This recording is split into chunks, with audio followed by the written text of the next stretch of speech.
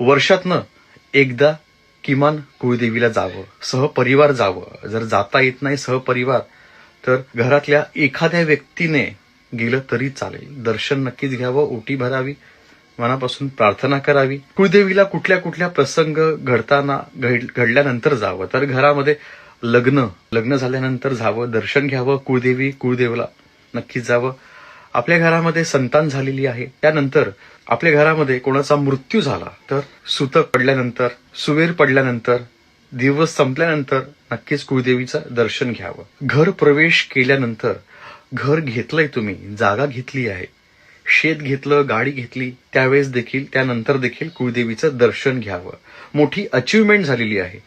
तुम्ही सरकारी नोकरी तुम्हाला मिळाली, कुठला व्यवसाय चालू केलेला आहे, तुमची खूप प्रगती झाली तर कुळदेवीला विसरायचं नाही. बऱ्याचदा कामाच्या गडबडीमध्ये आपण विसरून जातो, लोक जात नाहीत. तर आवर्जून जावं, दर्शन घ्यावं, ओटी भरावी, प्रार्थना करावी, तिचे आभार मानावे. तुमच्याकडनं काही चुकून राहून गेलं तर त्याची माफी मागावी. मित्रांनो, ह्या महत्वाच्या गोष्टी आहेतच, परंतु आपल्या मुलांना लहानपणापासूनच सांगा की आपली कुळदेवी कोण आहे.